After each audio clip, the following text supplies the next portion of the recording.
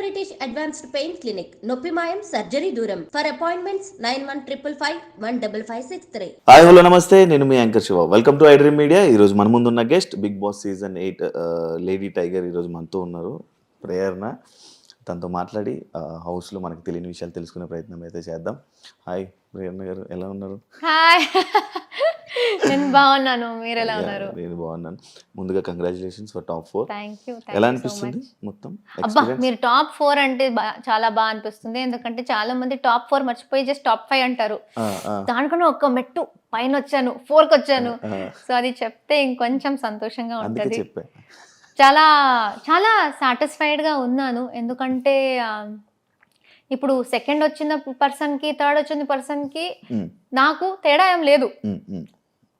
First పర్సన్కి cup వచ్చింది, డబ్బులు వచ్చాయి, కార్ వచ్చింది, ఏదో ఆ పొజిషన్ నుంచి ఆ పేరు వచ్చింది. కానీ సెకండ్, థర్డ్, ఫోర్త్, ఫిఫ్త్ వీళ్ళందరూ ఫైనలిస్ట్ అంతే. సో నేను కూడా ఆ ఫైనలిస్ట్ దాకే వచ్చాను. బట్ నేను అక్కడ రావడానికి చాలా కష్టపడి నా 100% ఇచ్చి అక్కడ దాకా వచ్చాను. దాని తర్వాత ఆ ఫస్ట్ ప్లేస్కి వెళ్ళేంత సపోర్ట్ రాలేదేమో, అందుకే నేను 4th దాకే ఆగిపోయాను. కానీ నేను ఎంత ఎఫర్ట్ పెట్టాలో, నేను ఎంత గట్టిగా ఆడొచ్చో మొత్తం ఆడేశాను. అండ్ నన్ను అట్లీస్ట్ ఫైనలిస్ట్ దాకా నన్ను సపోర్ట్ చేసి అక్కడ దాకా తీసుకొచ్చారు ఆడియన్స్. యా, అది కూడా అనిపించిందా? అంటే డెఫినెట్లీ ఒక మొత్తం అబ్బాయిల దాంట్లో ఒక అమ్మాయి అనేది ఒక అచీవ్మెంట్ లా ఉంటుంది. ఎందుకంటే చాలాసార్లు మాకు గేమ్స్లో కానీ దేనిలో అయినా ఫిజికల్ కూడా పెట్టారు. సో యూజువలీ ఫిజికల్ అంటే డెఫినెట్లీ ఆ అబ్బాయి బాడీ వైజ్ స్ట్రాంగ్ ఉంటారు, అది ఏమి చేయలేము. అయినా నేను అబ్బాయి అమ్మాయి ఏది చూడకుండా గట్టిగా పోటీ ఇచ్చి ఏదో నా కష్టం నేను పడి అక్కడ దాకా వచ్చాను. సో నేను అమ్మాయి, నేను అక్కడ వచ్చాను అనేది నాకు జెండర్ది ఇదే లేదు. మేమందరూ బాగా ఆడాము, వాళ్ళు సపోర్ట్ చేసి మమ్మల్ని తీసుకొచ్చారు. కానీ ఐఎమ్ స్టిల్ ప్రౌడ్. అక్కడ టాప్ 4 దాకా అందరిని బీట్ చేసి వచ్చేసాను అనేది. బానే ఉన్నాయి బాడీ పార్ట్స్, ఏమైనా డ్యామేజ్ అయ్యా? అప్పుడు అంటే నిఖిల్ అంతా ఎవ్వరికి డ్యామేజ్ కాలేదు. వాడు ప్రతిరోజు మెడికల్ రూమ్కి వెళ్ళాడు. మాకైతే ఇలా ఇలా చిన్న చిన్న మార్కులు. ఈ మార్క్స్ అన్ని అప్పుడైనవే ఇవన్నీ, స్క్రాచెస్ మొత్తం. సో ఇక్కడ ఇది వెళ్ళట్లేదు అసలు, ఫుల్ మార్క్స్ క్రీమ్ వేసుకోవాలి. ఫీల్ అవుతున్నారా? లేదు, ఇదంతా చూసుకుంటే నేను సాధించింది చాలా ఉంది అనే ఒక ఫీలింగ్ వస్తుంది. మిమ్మల్ని లేడీ టైగర్ అనే ఒక టైటిల్ పెట్టి మిమ్మల్ని పిలుస్తున్నప్పుడు మీ ఫీలింగ్ ఏంటి? చాలా బయట ఏదో జరుగుతుంది, ఇక్కడి నుంచి సంతోషం వచ్చేస్తుంది. అంటే మా వాళ్ళు, ఈవెన్ ఐ డోంట్ థింక్ మా ఫ్యామిలీ వాళ్ళు కూడా నన్ను అలా పిలిచారు. కానీ బయట నాకు ఏ సంబంధం లేని వాళ్ళు జస్ట్ నన్ను చూసి నా గేమ్ ని అప్రిషియేట్ చేసి నా 100% నేను ఇస్తున్నా. కానీ అది ఎదుటి వాళ్ళకి కనిపించి నేను ఒక లేడీ టైగర్ లా ఆడుతున్నాను, లేడీ సింహం, లేడీ పులి, ఆడపులి ఇదంతా పిలుస్తున్నప్పుడు నిజంగా ఒక్క సంతోషం ఏంటంటే నా ఎఫర్ట్స్ అలా వెళ్ళిపోలేదు, గుర్తిస్తున్నారు. నేను ఆడింది వాళ్ళ దాకా వెళ్ళింది.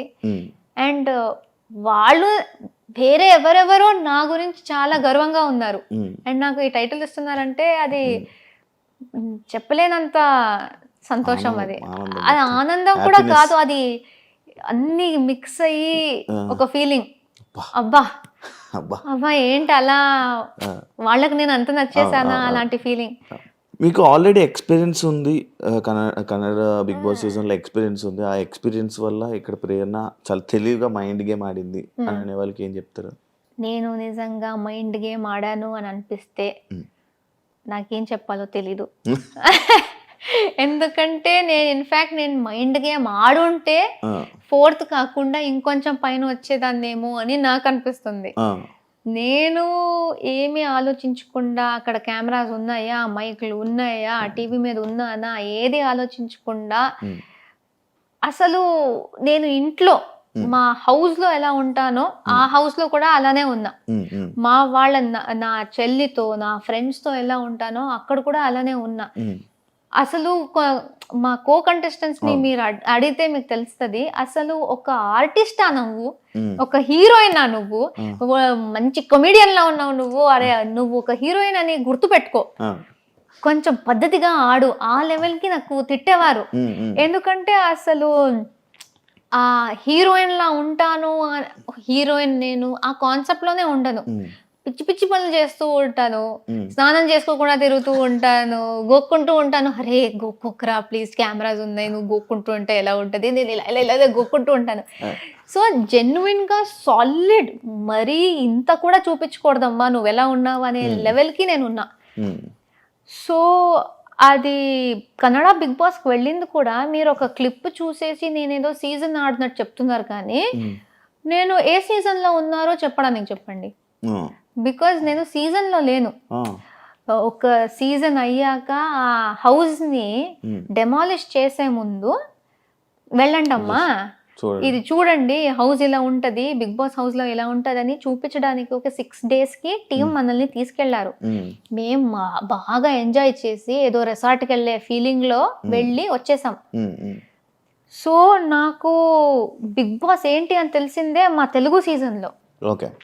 సో నేను Bigg Boss the real feel, ఈ సీరియస్నెస్ ఏముందో, ఈ రియాలిటీ షో అనే కాన్సెప్ట్ నాకు ఇదే experience. Kannada is nothing, I mean I'm sorry please, Kannada Bigg Boss లో ఎక్స్పీరియన్స్ చేసింది అసలు ఏమి లేదు. ఈ తెలుగు బిగ్ బాస్ లో ఎంత ఎక్స్పీరియన్స్ చేశాను, ఎవిక్షన్, ఓటింగ్ ఇదంతా లేదు దానిలో. ఊరికే పాటలు పాడుకోవడం, ఆడడం. నామినేషన్ ప్రాసెస్ లాంటిది ఏదో చూపించారు, అదేంటది? ఏం లేదు దానిలో. 6 days లో ఏ నామినేషన్ ఉంటుంది? జస్ట్ వెళ్ళి ఫన్ కోసం వెళ్ళి వచ్చేసాం. మధ్యలో వాళ్ళకి ఆబ్వియస్లీ 6 days వెళ్ళాము, అది కూడా టెలికాస్ట్ అయింది. దానిలో ఒక టీఆర్పీ కోసం ఒక ఫీల్ అది ఇది సెట్ చేయడానికి అందరికీ చెప్పారు, మేము మిమ్మల్ని హీరోయిన్స్ లా చూస్తాము, కానీ మీ లైఫ్ లో జరిగిన ఏదైనా స్టోరీ చెప్పుకోండి అనేసి. ఓకే అక్కడ ఒక ఆపర్చునిటీ దొరికింది కదా. చాలా మంది, నాకు సూసైడ్ అనే కాన్సెప్ట్ నాకు అస్సలు నచ్చదు. ఐ ఫీల్ ఏ రీజన్, ఏ కష్టం ఉన్నా suicide is not the solution. చాలా గట్టిగా అనుకుంటా. ఆ 6 daysకి వెళ్ళినప్పుడు స్టోరీ చెప్పుకోండి, మీ లైఫ్లో జరిగిన బ్యాడ్ సిచ్యుయేషన్ గురించి చెప్పుకోండి.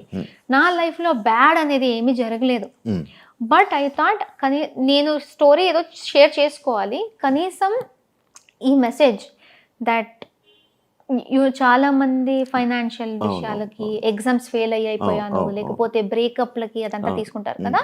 ప్రతి ఒక్కరి లైఫ్ లో బ్రేకప్ అనేది అయితే జరుగుంటది. సో నాది కూడా బ్రేకప్ ఒకటి తీసుకుని చూడండి, ఇప్పుడు నేను హీరోయిన్ అలా అనేసి ఈ హీరోయిన్స్ హ్యాపీగా ఉంటారని లేదు, నన్ను కూడా వదిలేస్తారు, ఎవరినైనా వదిలేస్తారు.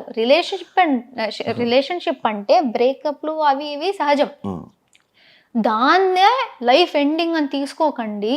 మీకోసం మీ ఫ్యామిలీ ఉంటారు, మీ ఫ్రెండ్స్ ఉంటారు, వాళ్ళు ఇస్తున్న ప్రేమ అది తీసుకోండి. మేము ఫ్యామిలీ ఇచ్చిన ప్రేమని పక్కన పెట్టేసి ఆ ఒక లవ్ అనేది పట్టేసుకుని ఆ లవ్వే గ్రేటెస్ట్ అనుకుని అది ఫెయిల్ అయినప్పుడు నాకు ఇక లైఫ్ వద్దు అనుకుంటారు కదా, అది కాదు. So take your life seriously, మీకు ఎప్పుడు మీ ఫ్యామిలీ అనే వాళ్ళు ఉంటారు.